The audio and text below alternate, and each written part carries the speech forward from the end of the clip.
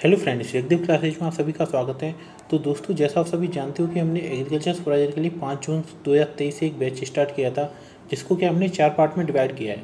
जो पहला पार्ट था उसमें हम प्रीवियस ईयर में जितने भी पेपर हुए हैं उनसे संबंधित जितने भी क्वेश्चन बनते हैं उनको उनके ऑफिशियल आंसर की के अनुसार सॉल्व करवा दिया है। तो इसी के क्रम में हमने एग्रीकल्चर सुपरवाइजर, सहायक कृषि अधिकारी, कृषि अनुसंधान अधिकारी तथा सीईटी के पेपरों को ऑलरेडी सॉल्व करवा दिया है। जिससे क्या है, अगर वहाँ से कोई भी जीके एंड एग्रीकल्चर का क्वेश्चन रिपीट होता है तो वो क्वेश्चन क्या है, आपका गलत नहीं होगा। और बाकी जो पेपर हैं, जैसे रीट का पेपर हो गया, क्योंकि रीट का पेपर अभी आपको पता है आरएसएम एसएसबी ने लिया है और आरएसएम एसएसबी आपका एग्रीकल्चर सुपरवाइजर का पेपर लेगी। तो उससे क्या होगा कि वहाँ से जीके के क्वेश्चन बनेंगे, क्योंकि 6 से 7 पेपर हुए हैं जो रीट के पेपर हुए हैं, तो उनमें करीब 90 क्वेश्चन है। तो वहाँ से क्या है, आपके करीब 500 से 600 क्वेश्चन जीके के बनेंगे। तो आप भी जानते हो कि 500 से 600 क्वेश्चन में से कम 2 क्वेश्चन या 3 क्वेश्चन तो रिपीट हो ही जाएंगे। तो उनको भी हम क्या करेंगे, जो ऑफिशियल आंसर की के अनुसार उनको सॉल्व कर लेंगे। वो पेपर क्या हम आपको अगले 3 से 4 दिन में प्रोवाइड करा देंगे। और इसका जो दूसरा पार्ट हमने बताया था वो था डेली क्विज के नाम से। तो डेली क्विज में हम क्या करेंगे कि जो 11th और 12th में जितने भी चैप्टर दिए हुए हैं, यानी जो 11th 12th की आपकी जो बुक है ना एग्रीकल्चर वाली, उनमें क्या जितने भी चैप्टर दिए हुए हैं, तो उन चैप्टरों से संबंधित जितने भी इंपॉर्टेंट क्वेश्चन बनते हैं उन सभी इंपॉर्टेंट क्वेश्चनों को उनके चैप्टर के हिसाब से देखेंगे। जिससे क्या होगा कि आपके 11th और 12th की बुक में अगर कोई भी क्वेश्चन बनता है तो आपका यहाँ से मिस नहीं होगा और आपको वो किताबें अलग से पढ़ने की ज़रूरत भी नहीं पड़ेगी, क्योंकि वहाँ से जितने भी इंपॉर्टेंट क्वेश्चन बनते हैं सारे क्वेश्चनों को हम इन क्विज के माध्यम से देख लेंगे। और इसी के क्रम में हम जो 14 क्विज थी, यानी इससे पहले जो 14 टॉपिक हैं 11th क्लास के, वो हम ऑलरेडी कंप्लीट करवा चुके हैं। आज जो टॉपिक है वो है 11th क्लास का चैप्टर नंबर 15, जिसका नाम है पशुओं की उम्र एवं भार ज्ञात करना। तो इस टॉपिक से संबंधित जितने भी क्वेश्चन बनते हैं वो हम आज देख लेंगे। और भी अगर आपको एक तो अगर जो आंसर की देखनी हो, यानी जो ऑफिशियल आंसर की हैं ओल्ड पेपरों की, तो आप हमारी प्लेलिस्ट में जाके देख सकते हो।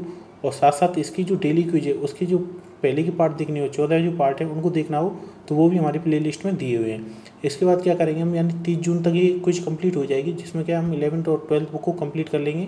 उसके बाद क्या करेंगे, ऐसे एग्रीकल्चर की जो सुपरवाइजर के सिलेबस में दिया हुआ है, जो टॉपिक के हिसाब से सिलेबस है, उसमें क्या करेंगे, टॉपिक से जितने भी इंपॉर्टेंट क्वेश्चन बनते हैं या प्रीवियस ईयर में क्वेश्चन आए हुए हैं उन सभी को देखें। जिससे क्या होगा, एक कंप्लीट आपको क्वेश्चनों का सेट मिल जाएगा और आपकी अच्छी प्रैक्टिस भी हो जाएगी। और 21 अक्टूबर तक हम पूरा सिलेबस कंप्लीट कर लेंगे। इसलिए अगर आप चैनल पर नए हो तो चैनल को सब्सक्राइब जरूर कर लेना, जिससे क्या है कि आपके एक सुपरवाइजर में बहुत ज़्यादा हेल्प मिलेगी। ये मैं आपको गारंटी देता हूँ कि हमारे यहाँ से जितने भी क्वेश्चन आपको कराए जाएंगे वो काफ़ी इंपॉर्टेंट होंगे और आपके डायरेक्ट पेपर में आने लायक होंगे। इसलिए आपको कोई भी वीडियो मिस नहीं करनी है। तो चलिए स्टार्ट करते हैं इस डेली क्विज के पार्ट नंबर 15 को, जिसका जो नाम है पशुओं की उम्र एवं भार ज्ञात करना। इस टॉपिक से संबंधित जितने भी क्वेश्चन बनते हैं उन सभी को देखते हैं और उम्मीद करता हूँ अगर यहाँ इस टॉपिक से कोई क्वेश्चन आता है तो आपका भार नहीं जाएगा। इसलिए क्या है, सारे क्वेश्चनों को आप अच्छे से ध्यान से देखना। तो इसका जो पहला क्वेश्चन है वो है, गाय व भैंस की औसत आयु कितनी होती है। यानी जो गाय और भैंस होती हैं वो औसत आयु कितनी जीती हैं, यानी कितनी उनकी उम्र होती है, तो ये होती है 20 से 25 वर्ष। कितनी होती है, 20 से 25 वर्ष। तो पहले का ऑप्शन सी इज राइट हो जाएगा। अब देखते हैं इसका नेक्स्ट क्वेश्चन।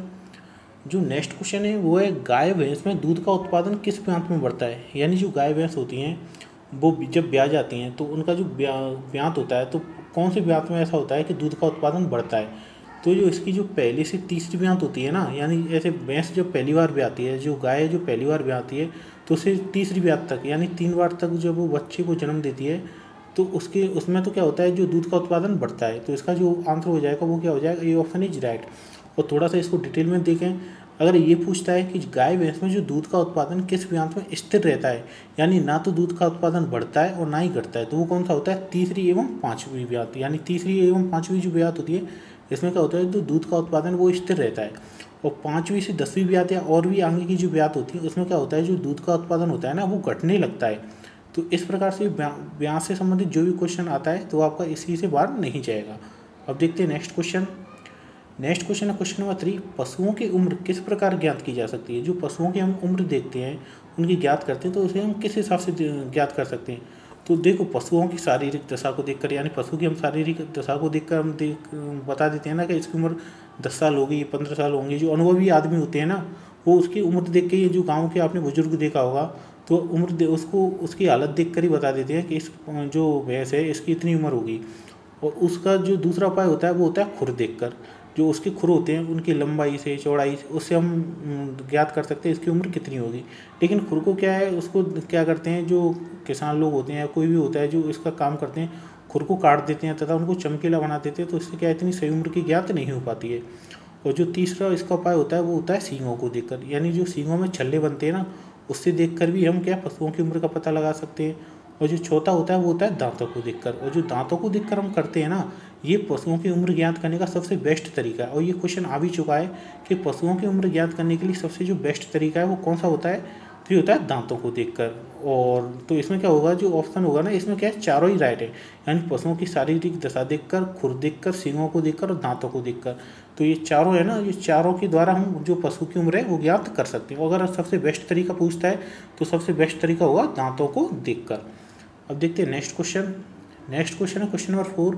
यदि गाय के सींग पर 4 छल्ले हैं तो उस गाय की उम्र कितनी होगी। ये क्वेश्चन है ना फ्रेंड्स, काफ़ी ट्रेंडिंग में रहता है। ये क्वेश्चन पहले तो ये ऐसे पूछ लेते थे कि जो गाय है या भैंस है उनकी जो पहला छल्ला है किस उम्र में बनता है।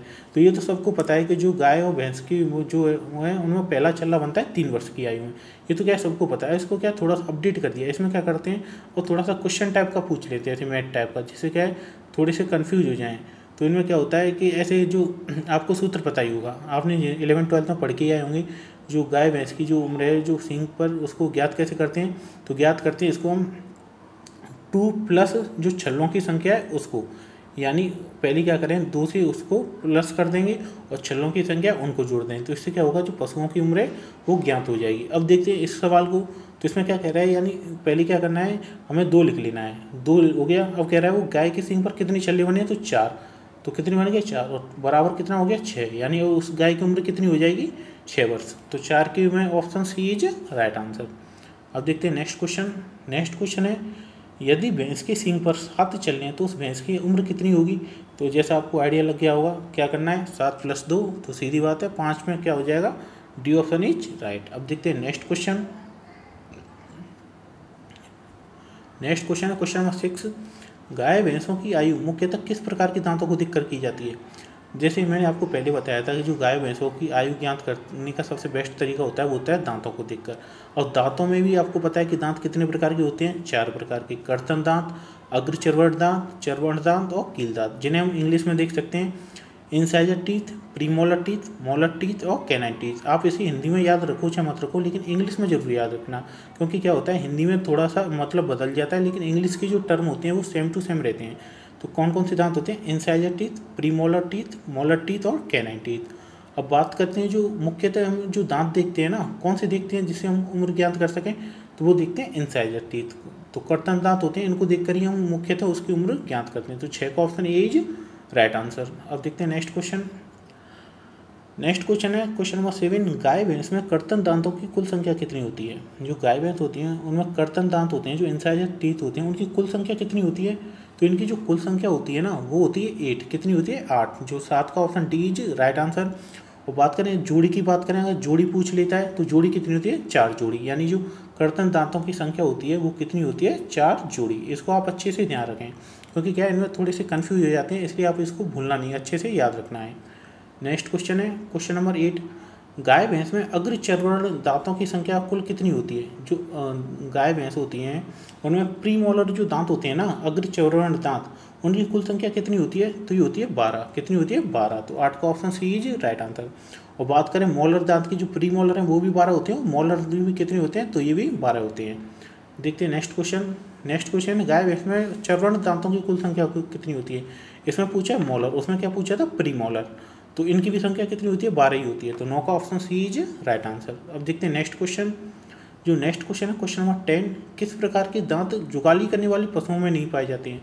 यानी ऐसे कौन से दांत होते हैं जो कि जुगाली करते हैं ना, ऐसे गाय हो गई, भैंस हो गई, भेड़ हो गई, बकरी हो गई, तो इन पशुओं में नहीं पाए जाते हैं। तो कौन से नहीं पाए जाते हैं, ये नहीं पाए जाते हैं कील दांत। कौन से होते हैं, जो कैनाइन टीथ होते हैं ना वो इन पशुओं में नहीं पाए जाते हैं। और जो कैनाइन टीथ होते हैं वो पाए किन में जाते हैं, अगर ये पूछ ले तो ये पाए जाते हैं ऐसे शेर हो गया, कुत्ता हो गया। तो उनमें क्या होता है कि जो ये कैनाइन टीथ होते हैं ना वो चीरने फाड़ने का काम करते हैं। तो ये क्या है, इनमें कुत्ते हो गए, ये क्या करते हैं, मांस को या किसी चीज़ को चीरने का काम करते हैं, तो इनमें पाए जाते हैं। और जो इंसान होते हैं ना, उन इंसानों में ये दांत पाए जाते हैं, क्योंकि हमारे, आपने देखा होगा ऊपर नीचे दो दांत होते हैं जिनको हम काटने का काम करते हैं, तो ये क्या हमारे अंदर भी पाए जाते हैं। लेकिन जो भैंस होती है, गाय होती है, उनमें ये दांतें नहीं पाई जाती। अब देखते हैं नेक्स्ट क्वेश्चन। नेक्स्ट क्वेश्चन है क्वेश्चन नंबर 11। गाय भैंस में किस प्रकार के दांत प्रारंभ से स्थायी होते हैं? यानी इसमें पूछा है जो गाय भैंस होती है ना, उनमें किन प्रकार के दांत, यानी प्रारंभ कैसे पूछ रहा है, यानी ये पूछ रहा है ऐसे हमें जो दांत होते हैं वो क्या होते हैं, कच्चे दांत होते हैं, लेकिन बाद में क्या होते हैं, वो टूट जाते हैं, उसके बाद वो स्थायी उगते हैं। लेकिन ये क्या पूछ रहा है कि प्रारंभ से वो स्थायी उगते हैं, यानी वो क्या है, टूटने का काम नहीं है उनका, वो उगेंगे तो डायरेक्ट स्थायी उगेंगे और वो टूटेंगे नहीं। तो ये कौन से दांत होते हैं? तो फ्रेंड्स ये होते हैं मोलर टीथ। कौन से होते हैं? Molar teeth. तो 11 का option C is right answer. Next question देखते हैं। नेक्स्ट क्वेश्चन है क्वेश्चन नंबर 12। एक बच्चिया सामान्यतः कितना वजन होने पर प्रजनन योग्य हो जाती है? यानी एक कोई बच्चिया है तो वो क्या है, कितना वजन होने पर प्रजनन योग्य हो जाती है, यानी उसको हम जो प्रजनन करा सकते हैं उसका हम, तो कितने किलोग्राम पर? 250 किलोग्राम पर। तो 12 का option B is right answer. Next question देखते हैं। नेक्स्ट क्वेश्चन है क्वेश्चन नंबर 13। एक बछड़ी का औसतन भार कितने ग्राम प्रतिदिन बढ़ता है? जो एक बछड़ी का औसतन भार है वो कितने ग्राम प्रतिदिन बढ़ता है? तो ये देखते हैं कितने ग्राम बढ़ता है, ये बढ़ता है 500 ग्राम। तो 13 का option A is right answer. Next question देखते हैं। नेक्स्ट क्वेश्चन है क्वेश्चन नंबर 14। पशुओं का भार ज्ञात करने का सूत्र क्या है? जो पशुओं का भार ज्ञात करते हैं तो उसका सूत्र क्या होता है? तो ये होता है लंबाई इंचों में इंटू हथगीरा इंचों में स्क्वायर बटा 300। और जो इसका कैसे करते हैं, जो हथगीरा होता है ना, वो पता है क्या होता है, ऐसे जो गाय भैंस हो गया उसकी जो पीठ होती है ना, पीठ से और चारों तरफ इंची टेप लेते हुए, यानी उसकी पूरी बॉडी को एक गोल घेरा बनाते हुए उसको ज्ञात करना, और उसकी लंबाई है ना, उसके जो पीठ की लंबाई होती है उसको ज्ञात करना, तो उसको स्क्वायर करते हुए इसमें 300 का भाग देना। तो इसका पशुओं के भार का जो ज्ञात करते हैं वो इस प्रकार करते हैं। और ये क्वेश्चन काफ़ी ज़्यादा इंपॉर्टेंट है, क्योंकि देखो पशुओं की उम्र तो आपको सभी को पता है कि सूत्र क्या है, 2 + छलों की संख्या, ठीक है। और लेकिन ये क्वेश्चन है ना, ये क्वेश्चन काफ़ी नया है और ये क्वेश्चन आपका रिपीट भी हो सकता है, या फिर ऐसे पूछ ले कि ये है ना जो फॉर्मूला है वो किसने दिया था? तो ये दिया था सेफर नाम का एक व्यक्ति था, उसने, किसने दिया था? एक सेफर था, सेफर नाम का वैज्ञानिक था, उसने क्या इस फॉर्मूले को दिया था, और इसीलिए इस फॉर्मूले को हम किस नाम से जानते हैं? सेफर फॉर्मूला के नाम से जानते हैं। अब देखते हैं नेक्स्ट क्वेश्चन। नेक्स्ट क्वेश्चन है क्वेश्चन नंबर 15। बछड़ी में सभी अस्थायी अग्रचरण दांत कितने दिन में निकल आते हैं? जो बछड़ी में सभी अस्थायी अग्रचरण दांत होते हैं ना, वो कितने दिन में निकल आते हैं? तो वो निकल आते हैं 30 दिन में। तो 15 का option D is right answer. Next question देखते हैं। जो नेक्स्ट क्वेश्चन है, ये क्वेश्चन फ्रेंड्स आपके लिए, इसका जवाब आपको कमेंट बॉक्स में देना है कि जो गाय भैंस होती हैं उनमें दांतों की कुल संख्या कितनी होती है? जो गाय भैंस में जो दांतों की कुल संख्या होती है वो कितनी होती है? इसका जवाब आपको कमेंट बॉक्स में देना है। तो फ्रेंड्स ये थी आज की क्विज। मिलेंगे कल एक नई क्विज के साथ, और ये क्विज है ना आपको डेली 12 बजे मिल जाया करेगी, तो आपको एक भी क्विज मिस नहीं करनी है, क्योंकि इससे क्या आपका 11th-12th की बुक है ना, जितने भी इंपॉर्टेंट क्वेश्चन है सब यहाँ से कवर हो जाएंगे, और 30 जून तक हम ये क्विज क्या है कंप्लीट कर लेंगे, इसलिए आपको कोई भी क्विज मिस नहीं करनी है। तो फ्रेंड्स मिलते हैं नेक्स्ट वीडियो में। जय हिंद, जय भारत।